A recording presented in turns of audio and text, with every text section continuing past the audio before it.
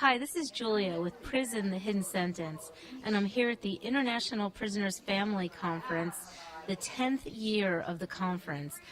And Fury, last year we spoke about what you're doing, and if you could just introduce yourself and the name of your organization and what you've accomplished in the past year. Sure. So my name is Fury Young, and I'm the producer of Die Jim Crow. And me and Julia met last year at the conference and hit it off, and a lot has happened since then.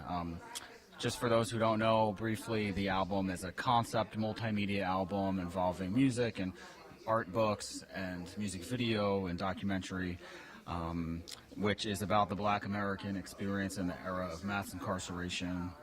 And it's been in production for a few years now, and the full-length album will be out in 2020.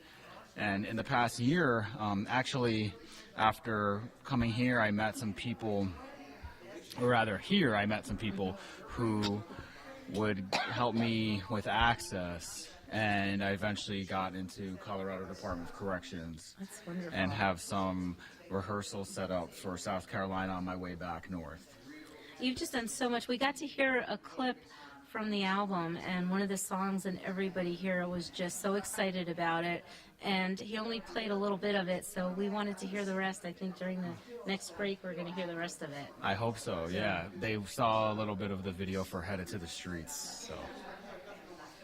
Yeah, it's amazing, just the growth from last year. I remember when we spoke and you were talking about getting it together, and you got into the prison, and we're talking about the music that you made, and since then you've made several more connections and added some more tunes to the album. Yeah, it's been a slow process. I mean, it's very grassroots, as you know. I mean, what you do is pretty grassroots too. Prison, the Hidden Sentence. I encourage people to check that out. And it's just part of this struggle, though, but it's all so worth it. Oh, yeah. I mean, what Fury's doing hasn't been done before. He's actually been able to get into some of the prisons, and there's talented people that are in there that play instruments, that sing, that write music, that are artists, that write. And so he's been able to tap into some of those artists and to put it together, like he said, in the book, in the LP, or do people still say LP? Yeah. It's a LP that's coming out, vinyl. So what do you think of the conference this year, too? I think it's cool. I, as always, meet cool people and people who are really inspiring, people who are just sort of doing their thing with no permission and no apologies, and that's my style. So it's good to meet like-minded people. Yeah, and every time I hear the music, and it was the first time I heard it too last year, I just really see it as being a musical. And I really hope that once you get it out there, that you can get the support. Right. And the resources. That's what I was looking for. That you get the resources that you need and the talent to put it all together, because I really see it out there as something that's going to touch so many people.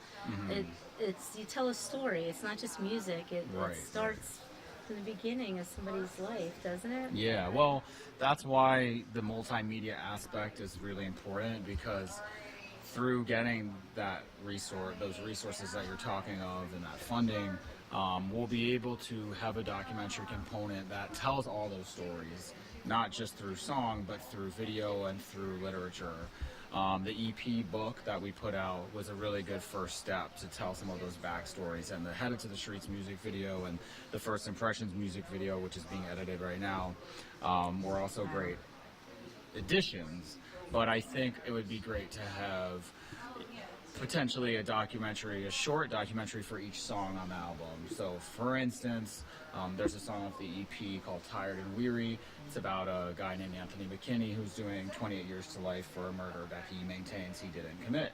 And I think you could just do a short 10-minute doc about that. You could go to Columbus, Ohio, you could interview the DA, you could interview the detectives, you could interview the people in the neighborhood, the guy who actually did commit the murder, who's in prison for something else. You could interview Anthony. So there's so much that even just one song and one story shares. Yeah, and there's so many stories. I mean, Sure. even talking to everybody here. On this album, there's a lot of different people. Sorry Yeah. to interrupt, but Yeah. on this album, there's like one cool thing about it is that there's so many different people, and they're all kind of amalgamated into one narrative. So people will start to see them as people. Because a lot of times people think, oh, well, they're over there, it's us and them. However, they're people too. Yeah. So I think telling their story will be really valuable and make it more humane for the people that are inside. Right. And the purpose of Die Jim Crow and the mission statement of the nonprofit, which we just started to form, is to provide currently and formerly incarcerated musicians with a platform through high-quality multimedia art formats. And I think that the music is a really interesting angle to tie these stories together, and then to have that documentary component is another avenue for a high-quality format in which those stories can all verge, you know. And there's so many prison stories, but to incorporate the music thing and what got these people interested in music or writing in the first place, or the arts, is really a unique thing that really at least draws me in. But I think it would appeal to others as well. No, and I think it's therapeutic for the people on the inside, but it's also entertaining and gives people on the outside insight. Yeah. So I think it really all around it's a win-win situation, and I just can't wait to see the finished product. I know it's going to be a while. Yeah. Another year? 2. Okay. A year or two, but in the interim, you've got the EP book, you've got some CDs, and still some great stories, so stay tuned. Yeah. Anything Is else? that it? I thank everyone who has supported this trip. We have a little mini crowdfunding thing going on right now, and people have been very supportive. So I just wanted to thank everyone who has helped out. Yeah.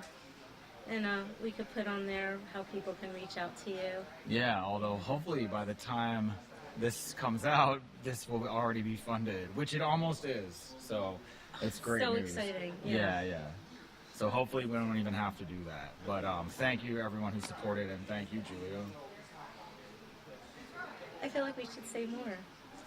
Hey, if you got more questions. So we've been talking to a lot of people here, and I know that you've been looking at other places to go. So what are your plans for the next couple places to find people to be a part of the album? I'm looking into Louisiana, Angola. I have a meeting at CMCF, Central Mississippi Correctional Facility, on Tuesday next week. I am waiting to hear back from Indiana, and I'm hoping to get into California, Texas. Seems like I'm making a few connections here that might help with that. And somewhere in Africa and somewhere in Ireland, actually. Oh, that'll be amazing. Yeah. And we have somebody here from Scotland too, so I should talk to her. That reminded me. Yeah. I need to talk to I her. mean, that'd be awesome. I mean, Yeah. look how far you've come since we last spoke, and all the places that you have lined up now, and all the connections that you've made. I mean, just think about it. It's not that easy to get into a prison and say, hey, I'd like to record in your prison.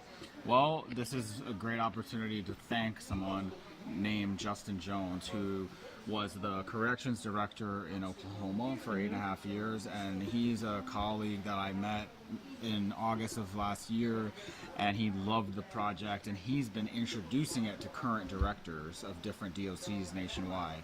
So that's how I have gotten into South Carolina and Colorado, is really through Justin. Well, that's great. I mean, but it's your perseverance too.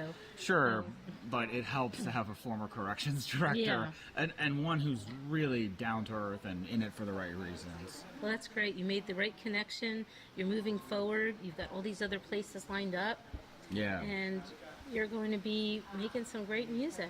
Thank you. Yeah, now the challenge is just building that foundation and those resources that you speak of, and getting the funding to really go the full mile. Well, I don't have any doubts that you're going to get it. It's a wonderful project. Thanks, and Julia. I just know that you're going to be successful. Thanks so much. So, all of the artists that are going to be in this LP, what's in it for them? Well, that's why I started the nonprofit.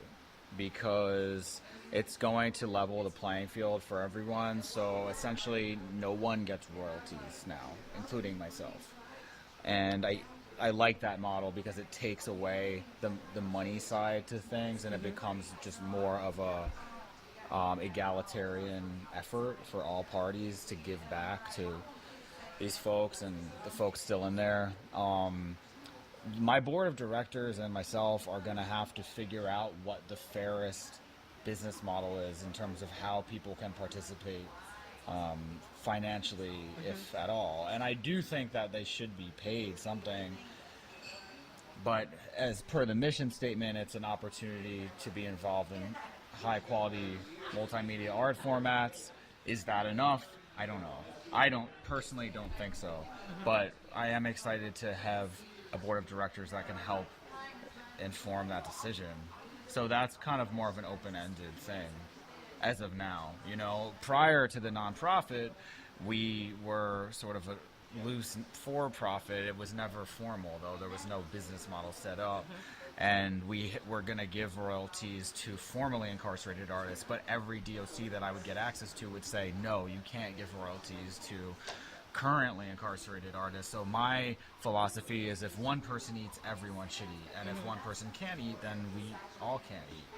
So I need to really figure out what the best way to be fair about that aspect is. No, that makes sense. So there's more to come, and Yeah. we'll hear more about it. Yeah. And I just, like I said, I just think it's an awesome project, and I look forward to hearing more music. And Thank you. I can't wait to see the musical. That'll be the day. Yep. Thank you. All right. Thank you.